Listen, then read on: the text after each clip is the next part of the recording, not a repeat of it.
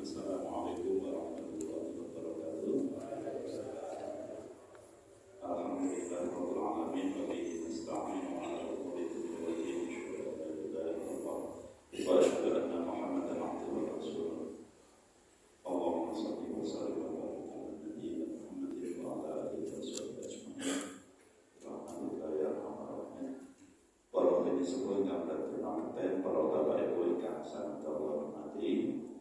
Alhamdulillah dari menika kita sampun saged malih miwiti ngaos kita Al-Qur'an terjemah tafsiripun.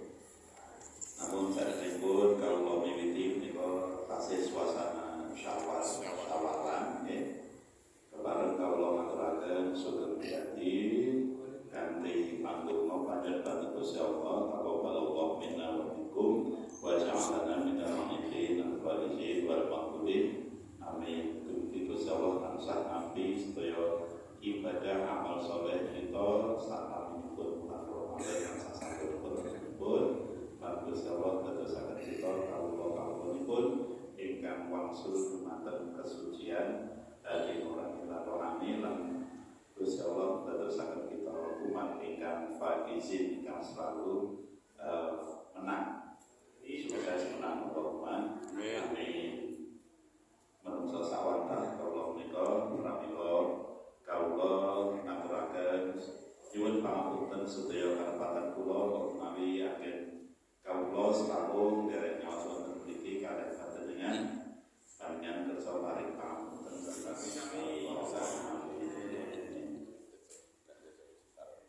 terpraida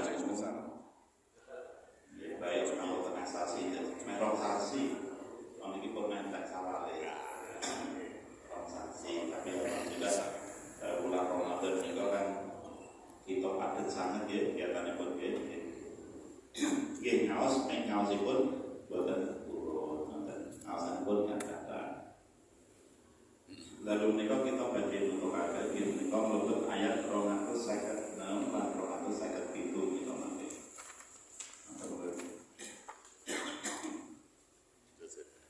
kaula wasmiyin la ikraha fid din nika nggih sampun nggih kaula wasmiyin a'udzu billahi minasy syaithanir rajim bismillahirrahmanirrahim la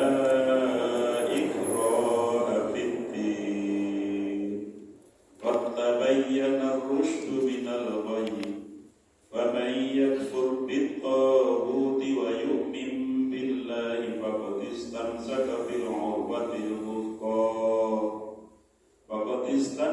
بالعروة الوثقى لا انفصام لها والله سميع عليم الله ولي الذين آمنوا يخرجهم من الظلمات إلى النور والذين كفروا أولياؤهم الطاغوت يخرجونهم من النور إلى الظلمات أولئك أصحاب النار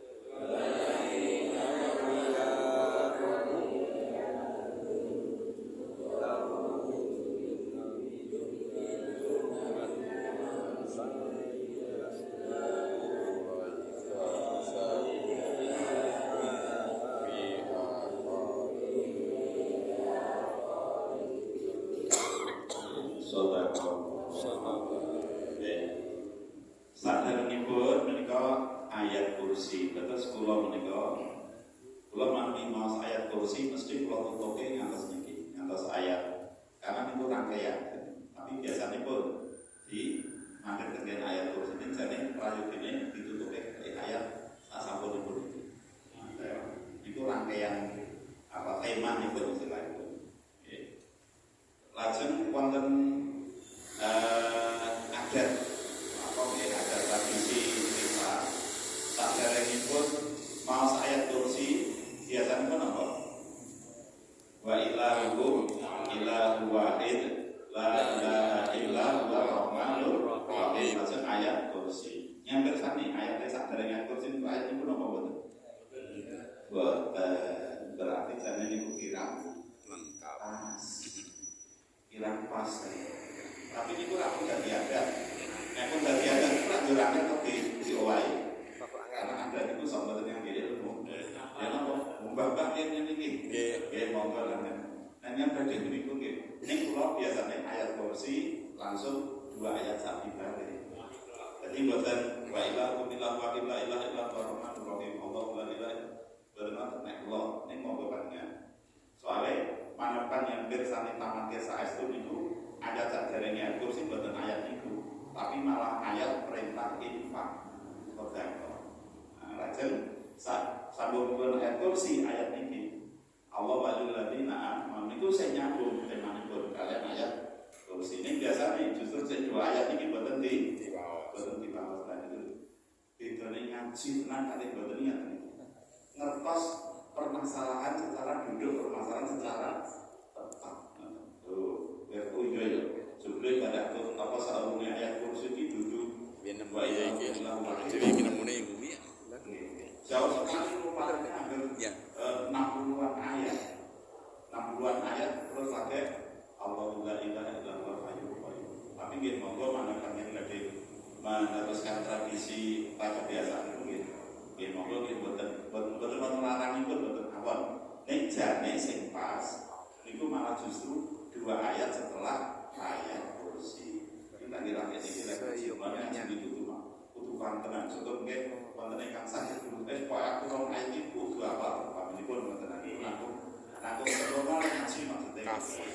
Nah kula ngoten.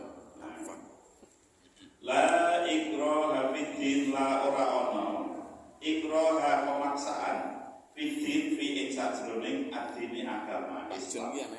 Ora ana pemaksaan ngerasa acara Bogor, acara Bogor. Ini Islam dari Allah sudah mencanangkan kebebasan beragama. Agama tidak boleh dipaksakan. Tapi ada perintahnya didakwakan. Tidak dipaksakan tidak boleh. Karena apa? Nek orang itu beragama karena dipaksa. Kok nek sing paksa ora ono? Salat dipaksa ingat nggih. Saya paksa ora ono. Pamane salat ditunggu polisi. Ora salat ibadah. Iya. Ditunggu ora ono. Iya.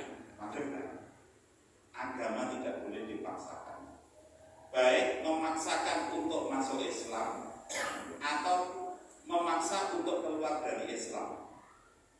Memaksa orang ke Islam nggak boleh, tapi juga nggak boleh memaksa orang keluar dari Islam dengan iming-imingan atau dengan apa? Menjauh itu jauh. Yang miskin, yang bodoh, kadang-kadang diiming-imingi, diprovokasi, akhirnya bentuk sapa Islam. Akhirnya malu mereka. Apa kalau itu? Pikiran obat itu nggak bersama. Itu termasuk memaksa, tapi secara halus lewat ego, itu nggak boleh. Jadi agama itu harus dianut dengan kesadaran. Kesadaran keyakinan aku sadar yakin agama Islam ini benar. Maka kalau beragama itu berdasarkan kesadaran keyakinanku nggak bisa diugal-ugal. Dia sahabat namanya pun Bilal karena berislam yang berdasarkan keyakinan kesadaran bahwa nanti dinding waktu besar sekali, bawahnya batu panas di padang pasir, dinding waktu besar dia tetap Allah ahad maksudnya Allah karena mereka menyembah Tuhan yang banyak.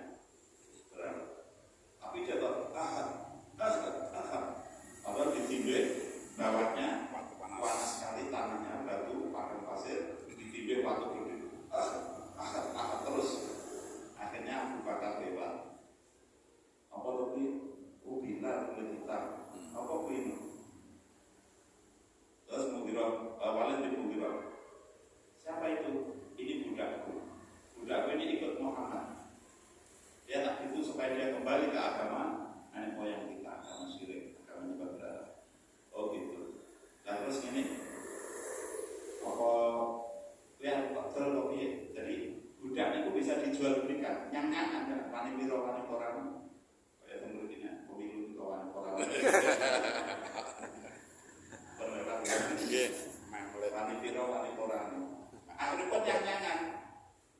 Abu Bakar nyang-nyangan kali Mughirah disepakati harga. Kira-kira nek sakniki kurang lebih 1 miliar. Harganya Bilal kurang lebih itu ngangge emas. Kurang lebih nek sakniki 1 miliar. Masya Allah, Pak Ibu jadi pegawai PNS nanti pensiun betul-betul.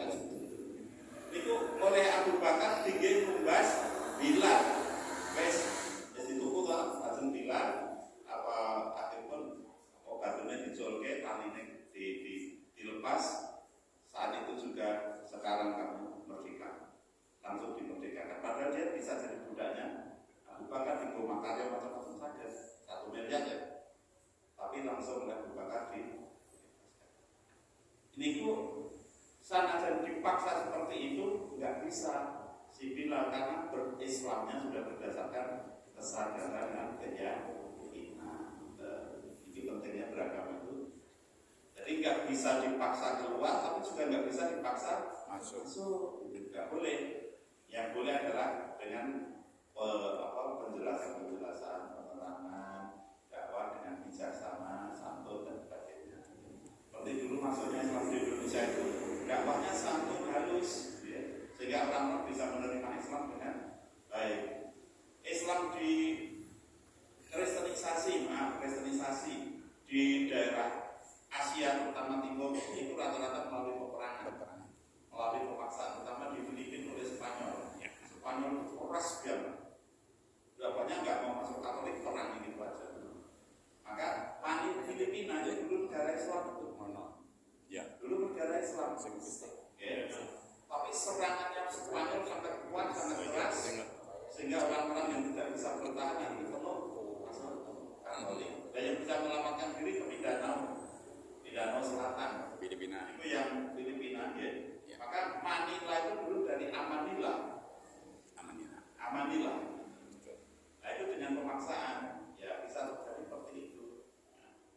Terus dulu di Spanyol, di kota-kota di Spanyol yang Islam itu setelah Islam kalah, rajanya ditaklukkan, penduduk yang Islam dipaksa, kamu pilih Islam atau dibunuh.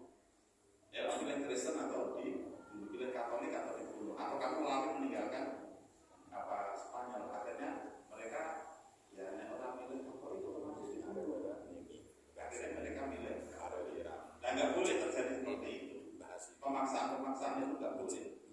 Tidak boleh memaksa orang masuk Islam, tapi juga tidak boleh orang memaksa keluar dari Islam. Harus berdasarkan kesadaran keyakinan tinggi dasar itu.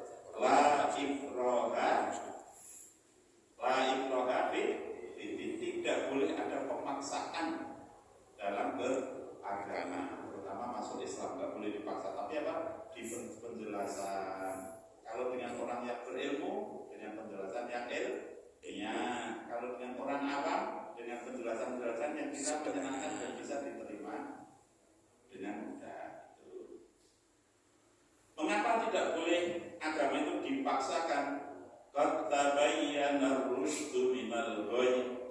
Sungguh teman-teman, tabayyana wis cetha ar-rusydu antarané sing bener. Wis cetha sing bener ar-rusydu minal ghayy min saka al-ghayy kang salah. Sing bener kuwi cetha banget karo sing salah gitu aja. Kekufuran mengajarkan menyembah batu, ini menyembah Allah. Wis ketok cetha banget. Wong batu ra iso apa-apa di sembah zaman kuwi nek sakniki nggih mboten enten, tapi nek kembali niku ra sekarang hati. Patune besok napa di story di sajene menika. Ya kan kita nggak mungkin seperti itu, tapi kita akan tetap menghormati, nggak boleh mengganggu mereka. Dakwahnya pelan-pelan, yang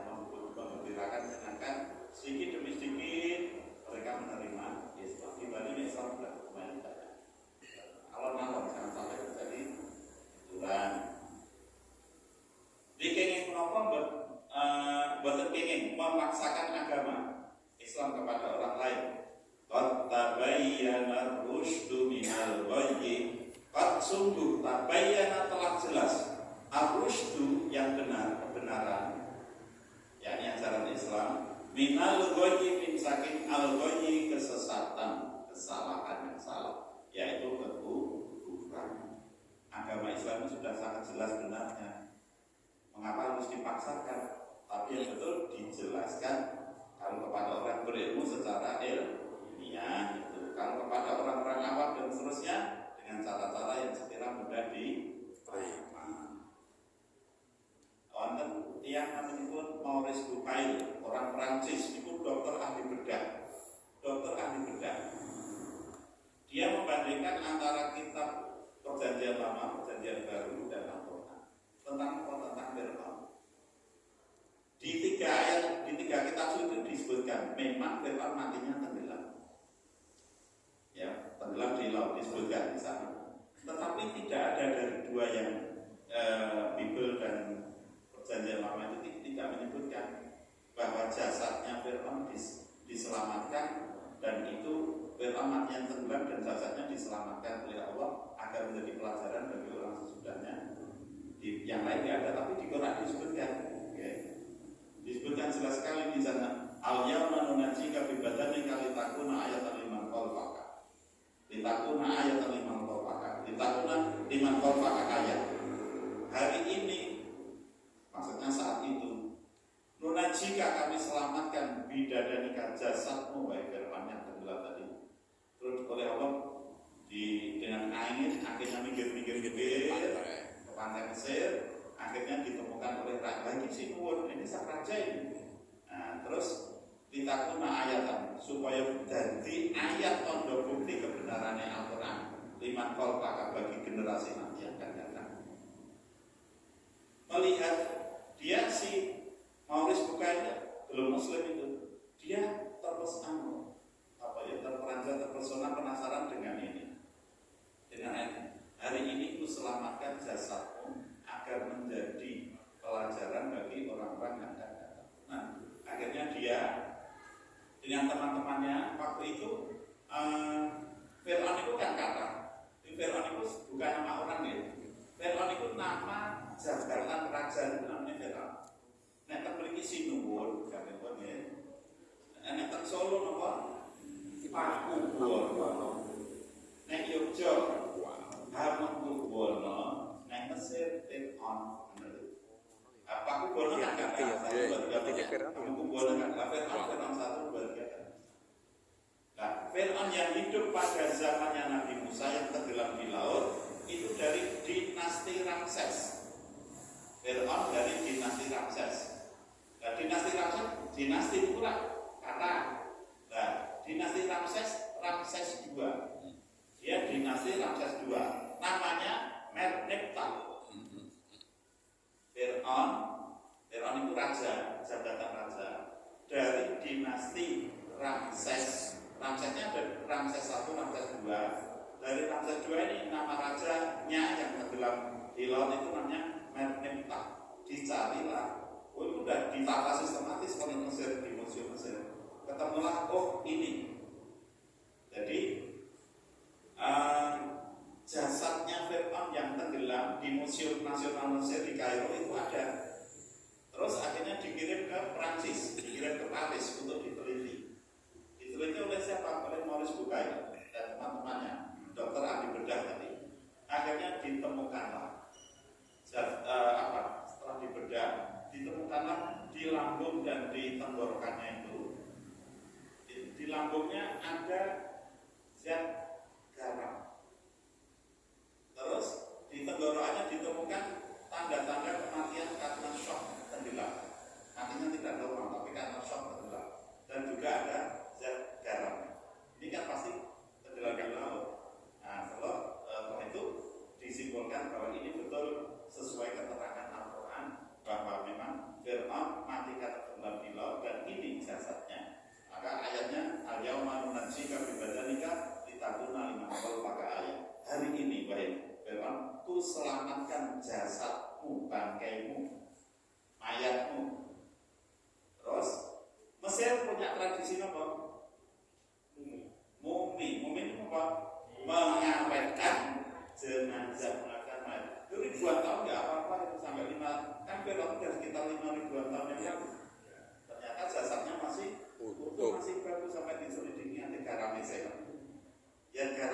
lambungnya dan di tenggorokannya itu bersih. Diteliti oleh Maurice Bucaille. Maurice Bucaille akhirnya masuk Islam. Artinya apa? La ikraha fid din, orang dipaksa mlebu Islam mak Maurice orang. Dia itu ilmuwan kelas dunia, orang iso dipen mlebu Islam. Islam itu orang. Aku tak bukti sih. Tak titik bukti sih bener orang Quran itu. Nah, setelah dia mampu membuktikan kebenarannya Al-Quran, akhirnya dia masuk Islam. Itu Islamnya orang kelas itu beda-beda. Al-Tabayyan Ar-Rusydu minal ghayyi pancen wis cetha ndi sing bener lan ndi sing salah. Nah, yang Ar-Rusydu maksudnya dinul Islam, agama Islam. Al-ghayy maksudnya agama yang di luar Islam. Fa may yakfur bitaghut, fa maka siapa yang yakfur mengingkari atau kufur bitaghut dengan taghut itu berhala atau ajaran setan atau berhala atau pemimpin-pemimpin dunia yang mengajak kepada kemaksiatan, itu namanya taghut. Boten disebut wonge, boten kenging. Kalau nang nyebut wonge kan, tapi identitas karakter identitas. Ya. Penyembahan yang kepada sistem berhala atau penyembahan kepada manusia tapi disembah. Bapak Ibu, dan Korea Selatan, Korea Utara itu pemimpin mereka itu seakan-akan disembah oleh dewa. Ya, di Korea Utara. Sampai kalau Kim Il Sung potongan rambutnya Kim Il Sung itu kalau dia lewat, ibu-ibu menangis histeris rakyat itu karena dicitrakan seperti dewa, dicitrakan, ditanamkan, disebarkan kepada propagandakan pada rakyat bahwa dia itu adalah manusia. Maka kalau dia lewat, ibu-ibu histeris pengen merasa.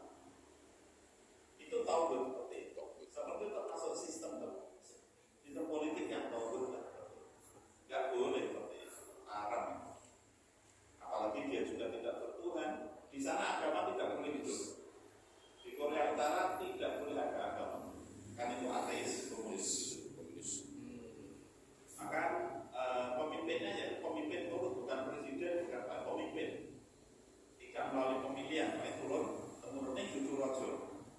Tapi tidak boleh ada agama dan maaf menjauh di sana ya muncul dunia mata dunia saja. Ya. Maka sampai ada pasukan kenikmatan itu tentara gadis semua dan itu menjauh itu untuk para pejabat tinggi.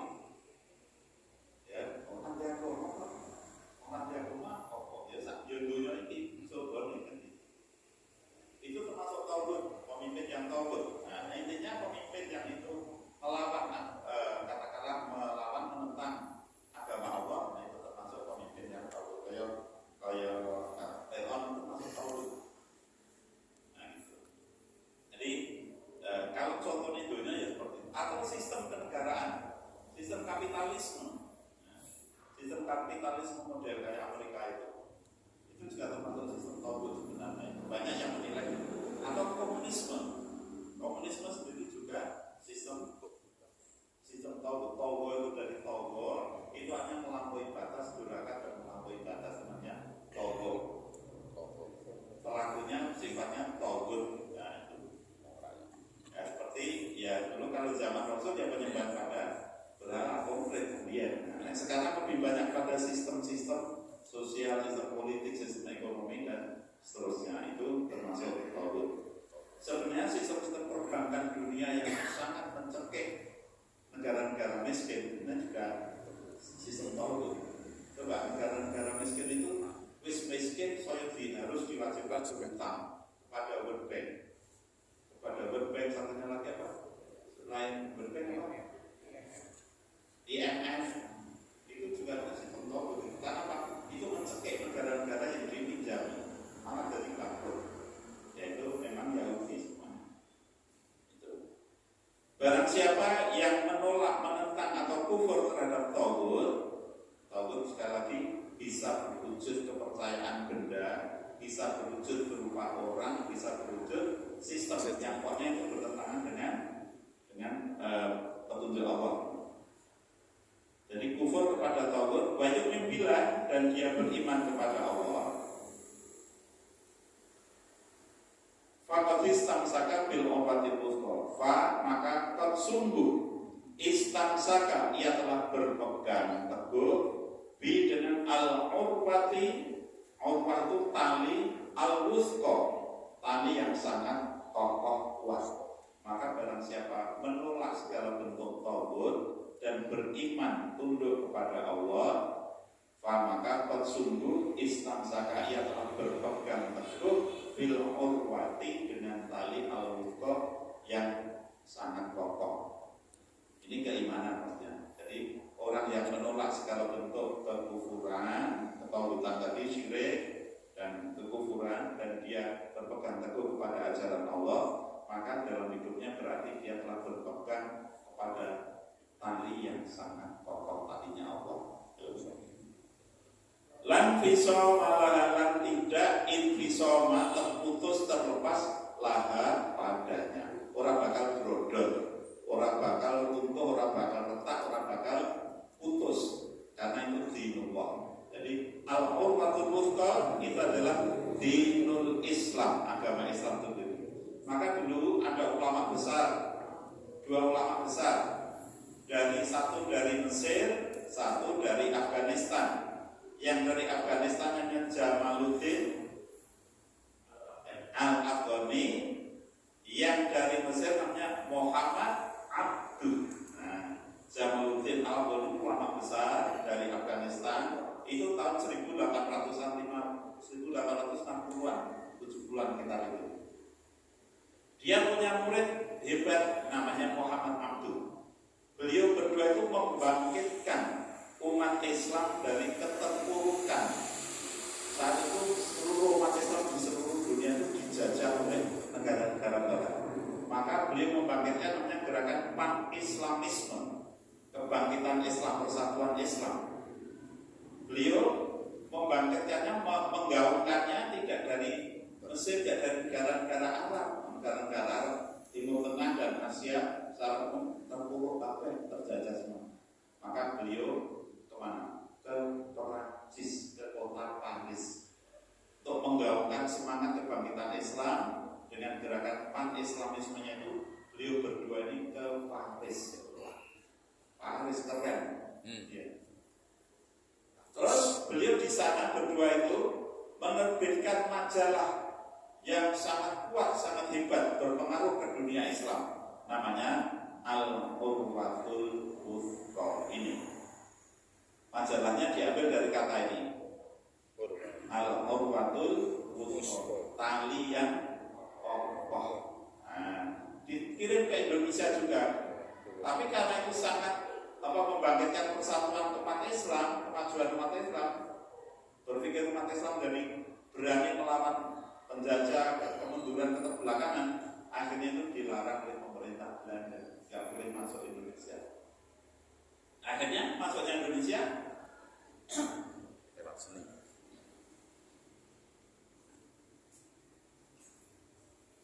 Masuknya ke Indonesia dengan diselundupkan, akhirnya bisa sampai ke Indonesia. Sehingga para pemimpin Indonesia yang menguasai bahasa Arab, dalam bahasa Arab itu bisa memegang, mendapatkan majalah itu. Salah satunya Ahmad Dahlan, terus Ahmad Syurkati membaca tulisan itu, ditulis, diterbitkan di Paris, bukan di Mesir, di Paris. Karena kalau di Mesir biasa kalau berkom Islam, tapi pikiran waktu itu beku, terjajah semua masalahnya. Akhirnya beliau menggaungkannya dari Paris dan dikirim ke negara-negara Islam di dunia, termasuk sampai ke Indonesia. Tapi pemerintah Belanda khawatir kalau tidak dibiarkan nanti bahaya ini. Wong Islam Indonesia bisa berberontak dengan Belanda. Akhirnya dilarang, tapi itu tadi istilahnya lewat jalur tikus di seluruh negara. Nah, itu masalah Al-Urwatul Wuthqa. Nah, tahun 2011, pulau ke Paris, pulau berusaha untuk menemukan jadidin kantore majalah Al-Quwatul Wuthqa di mana? Kalau tanya teman-teman yang di sana nggak ada yang tahu. Nggak pernah 200 tahun. Tapi di sana arsipnya ada. Di Paris, di Belanda arsipnya ada itu. Yang ramah Riki. Oke, ini mukanya buku lebih buku SMP-nya enggak saya. Betul tak? SMA silang, buku kuliah Islam. Nek orang Belanda, orang Barat enggak. Rapi sekali semua bukunya itu di bukunya SD, SMP rapi di OKN. Dokumen, apa? Kenangan, manuskrip dan terusnya. Kita alhamdulillah dipun rapotnya memboleh penilang rapot SD. SMP terus saya SMA terus majalah Al-Quwatul Wuthqa. Dan orang yang berpegang kepada, orang yang menolak tauhid dan beriman kepada Allah, maka berarti dia berpegang teguh kepada tali yang sangat kokoh yang tidak akan putus. Jadi orang berpegang pada Al-Quran. Maka Al-Quran ini juga nama lain dari sebutan agama Islam atau Al-Quran itu menjadi diberi julukan juga sebagai Al-Urwatul Wuthqa, tali yang sangat kuat. Dan itu lam fisomalaha, tidak akan tergelincir, tidak akan putus, ya, tidak akan tersesat. Orang yang hidupnya dengan Al-Quran ini tidak akan tergelincir, terputus, tersesat. Wallahu sami'un alim. Dan Allah sangat maha mendengar, alim, sangat maha mengetahui. Nah, Allah sekali ini. Nah, ini ibu-ibu ini hari Kartini ya. Hari Kartini. Kartini itu santriwati hebat yang sangat cerdas dan suka ngaji Al-Quran. Dan beliau kalau ngaji Al-Quran harus tahu artinya. Itu Kartini. Ini ayat ini nanti. Ya, Kartini itu yang kita kenal dengan tokoh wanita Indonesia itu. Tokoh wanita. Beliau itu adalah santriwati yang sangat tekun ngaji kepada gurunya, namanya Kiai Soleh Darat di Semarang.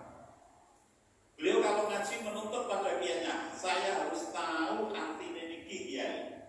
Kulo kedah ngertos sing kulo ngaji niku jane artine nopo. Mosok ra artine, mosok omong diwaca tok. Pasti ada artinya. Nah, tenan pripun Kiai Soleh Darat menerjemahkan Al-Qur'an dalam bahasa Jawa. Niku amarga penjalukane Raden Ajeng Kartini. Terutama ayat di sini. Banyak kemudian surat-suratipun Kartini kan dulu dalam bahasa Belanda ditulis dalam bahasa Belanda itu terus diterjemahkan ke bahasa Indonesia. Terus buku apa? Habis gelap terbit terang. Itu dari ayat ini. Dia inspirasi dari ayat Al-Baqarah 2257. Allah waliyul ladzina amanu.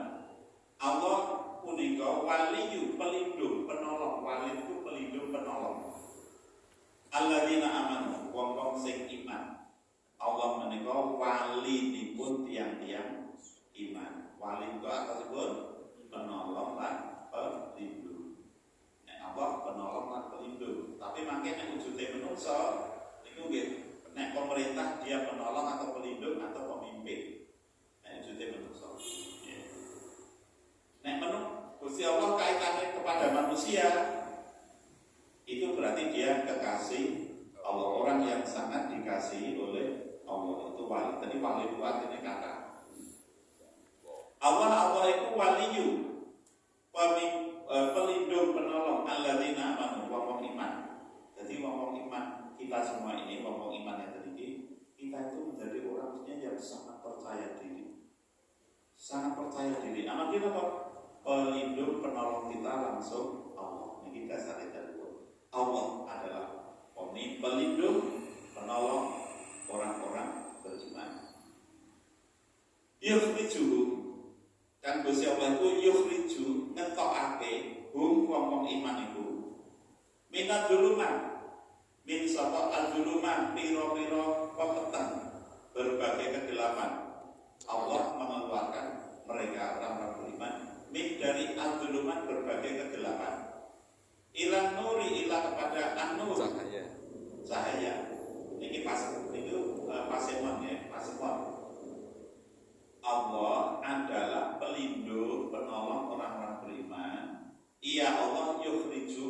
menyelamatkan orang-orang beriman itu minadulumat min dari adulumat berbagai kegelapan ilan nur kepada cahaya. Apa kegelapan itu? Ada banyak. Satu, kegelapan syirik. Allah menyelamatkan orang beriman dari kegelapan syirik. Yang kedua, dari kegelapan kufur, dari kegelapan kekafiran. Kemudian yang ketiga, kegelapan fusuk, kegelapan karena kedurhakaan. Yang keempat, kegelapan nifak, kegelapan kemunafikan. 4 kegelapan. Satu, syirik. Yang kedua, kufur. Yang ketiga, fusuk, kedurhakaan. Yang keempat, nifak, kemunafik. Itu adalah hal-hal yang membuat hati manusia jadi gelap. Jadi gelap. Wong kufur mesti hatinya peteng. Wong syirik mesti hatinya peteng. Wong durhaka itu fusuk, fasik mesti hatinya peteng. Wong munafik mesti hatinya peteng. Nah, orang beriman diselamatkan oleh Allah, hatinya diselamatkan dari 4 kegelapan itu kepada cahaya nur. Nurnya ini satu, kegelapannya banyak tapi cahaya itu satu. Kok orang berbagai cahaya betul. Jadi an-nur di sini adalah iman atau ketaatan atau keislaman atau akhlakul karimah, tapi dinyatakan dalam bentuk satu. Nur dari syirik diselamatkan, dikeluarkan dari syirik menuju lawan katanya syirik apa? Tauhid. Lawan katanya syirik apa? Tauhid. Dari menyembah banyak Tuhan menjadi satu Tuhan saja. Kufur. Lawan katanya kufur apa? Iman. Wong kafir itu artinya peteng karena masa depannya seperti apa nggak jelas hidupnya. Sing disembah dunia, duit, bodoh. Wong kafir itu sing dipuja akan bengi esuk sore bodoh. Wong itu bodoh makan sana situ. Dari kufur kepada iman. Dari fusuk durhaka. Setiap kedurhakaan itu membuat hati orang itu menjadi gelap, jadi peteng, gelap menghadapi hidup ini. Dari durhaka kepada taat. Ketaatan itu membawa kebahagiaan. Dari nifak,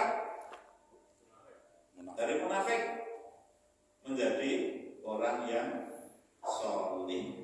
Dari yang munafik menjadi yang solih, yang utuh. Munafik itu ya Islam yang terpecah-pecah jiwanya, retak menjadi utuh. Waladina kafaru lan wong kafir iku aulia wali. Jadi nek setunggal apa? Wali. Nek kata aulia. Setunggal apa? Wali. Nek kata aulia. Lah wong kafir kuwi wali mereka itu, pelindung penolong mereka itu tauhid. Berhala kok dadekke penolong. Berhala kok didadekke dipercaya jadi penolong. Ini iso apa berhala? Penolongnya pelindungnya setan. Penolongnya pelindungnya wong dolim dan seterusnya. Ya rugi nggak bisa dapat apa-apa. Nah, sifatnya tauhid niku wau sebaliknya. Yukhriju minadh-dhulumati minan-nuri ila-dhulumat. Yukhrijuna mengeluarkan mereka orang-orang kafir.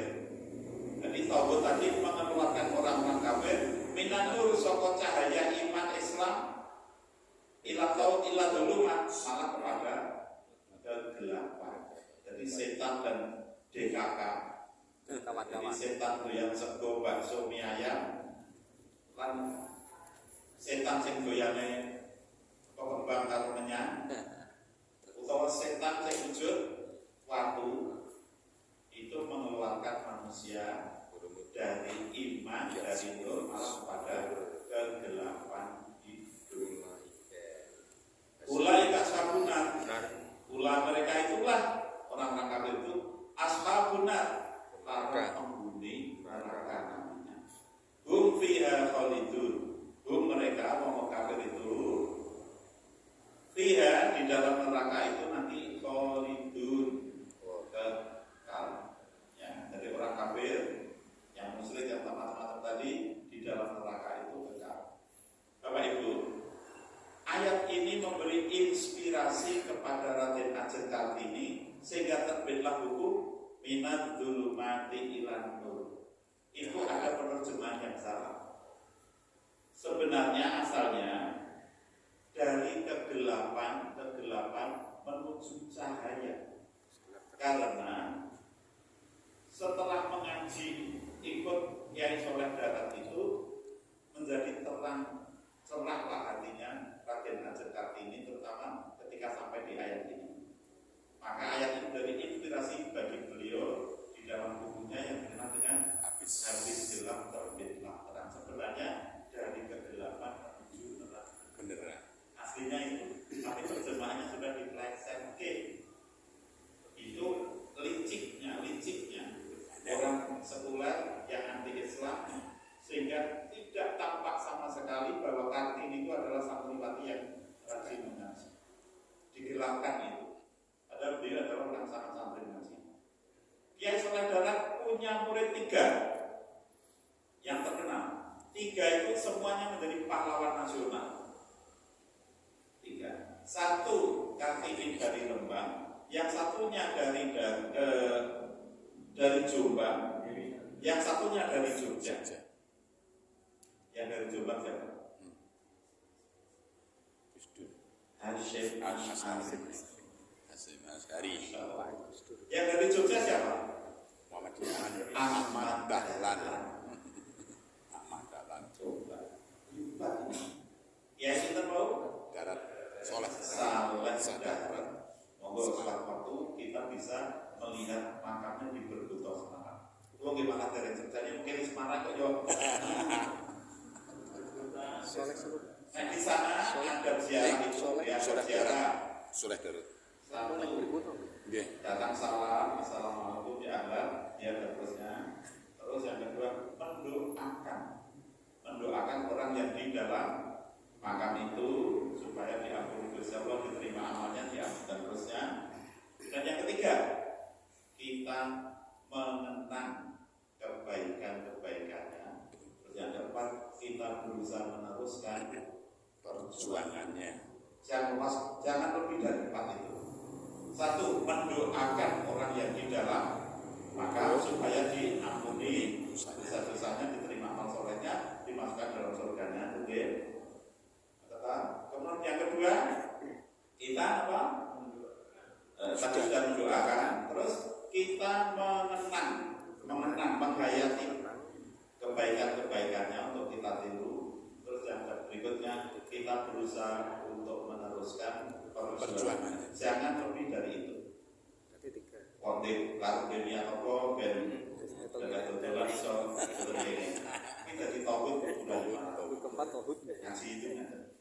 Nah, tadi Bapak Ibu, Kiai Soleh Darat itu juga pahlawan, punya murid istimewa 3. Satu muridnya putri namanya Kartini yang minta supaya Kiai Soleh Darat menerjemahkan Al-Quran dalam bahasa Jawa. Akhirnya dituruti. Ada Quran terjemah bahasa Jawa pertama itu tulisan Kiai Soleh Darat. Muridnya yang kedua dari Jombang, Jawa Timur, namanya Hasyim Asy'ari. Yang satunya lagi dari Jogja, namanya Muhammad Darwis. Muhammad Darwis itu akhiripun naminipun Ahmad Dahlan. 3 sambung. Jadi pahlawan nasional di hebat itu. Yukhriju minadz dzulumati. Ayat ini, kalau dia nek maos ayat kursi, mampu topik begini. oh iya benar Ya, itu di ayat itu. Luar biasa. Guru muridnya terus jadi pahlawan nasional kabeh keren. Saat ini memang bayangke pripun carane iso nek kencan biyen iki piye ya.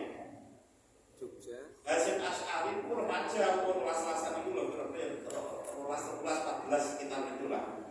Ke Jombang, ke Semarang, Jogja, Dahlan Pinonton, Sosis korban. Tapi kira-kira komunikasinya ngangge nopo? Lu ngomong iki. Terus kok iso Sepur. Dan yang hebat lagi, setelah rampung ngaji teng Kiai Soleh Darat, yang dua ini melanjutkan sekolahnya, belajarnya ke Mekah satu kamar satu.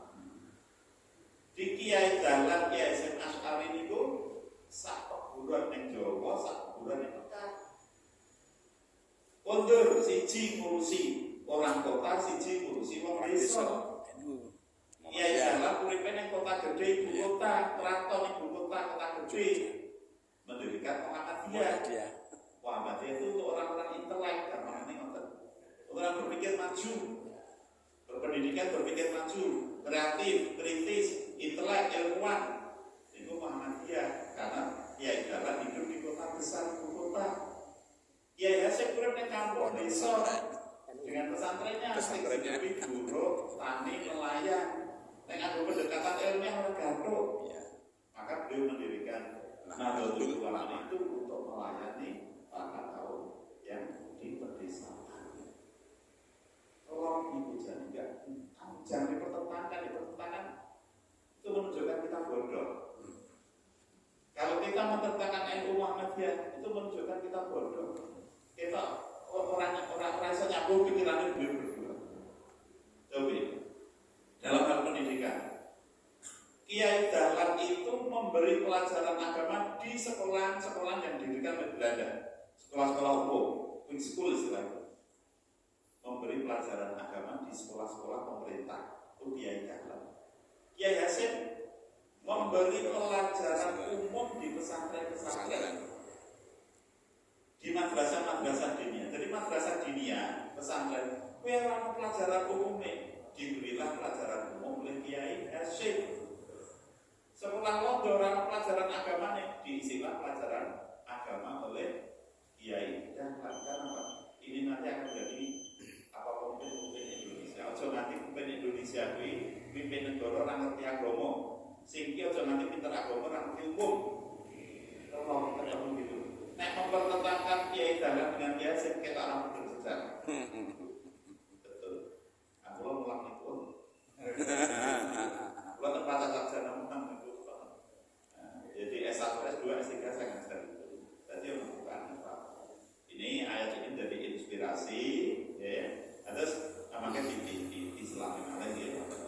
Jadi naik mau ayat kursi itu kok sisa 2 ayat. Kan ini rangkaian yang tak terpisahkan. Kenyambung ilmu kita cukup gitu ya utuh. Biar gak terputus itu. Jadi yang sangat keren gini bagus. Kalau gak ada khusus di 3 kitab itu. Dan di Kiai Soleh Darat ada biografi sejarahnya, terus sejarah khusus Kiai Hasyim ada, sejarah khusus Kiai Darat dari ini ya segitiganya. Dan hebat guru komunitas itu jadi pahlawan nasional orang dia. Dan Islam Indonesia itu hakikatnya ya 2 itu. Maka jangan mempertentangkan antara NU dan Muhammadiyah. Tapi ini adalah pasangan. Ibaratnya sayap terbang. Kalau Kiai Hasyim Muzadi mengibaratkan adalah sepatu kanan dan sepatu kiri. Nek tinggo siji kudu tinggo kabeh. Aja nganggo kok siji tok.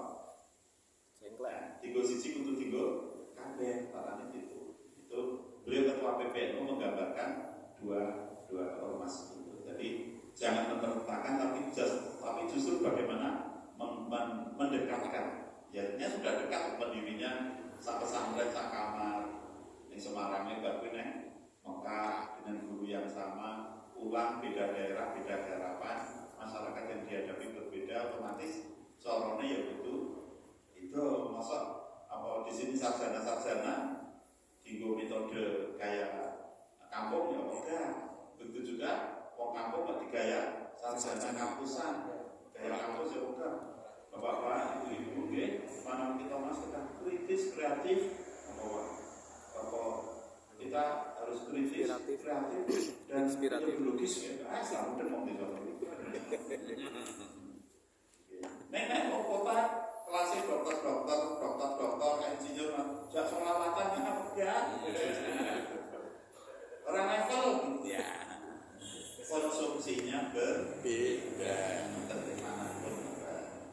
Dan inspirasi kita mencari hidayah petunjuk saking ayat ingkang kita maos lalu menika Allahumma amin kirapun pamunten. Assalamualaikum warahmatullahi wabarakatuh. Waalaikumsalam warahmatullahi wabarakatuh. Itu Bapak semua demikianlah ayat telah kita selesai bahwa cukup padat maknanya, mudah-mudahan bisa kita mengikuti, kita aplikasikan dalam kehidupan sehari-hari. Kemudian saya ini kita akhiri. Terima kasih kepada saudara saat ini kita sampai dan menambah buka sekian, terima kasih. Assalamualaikum.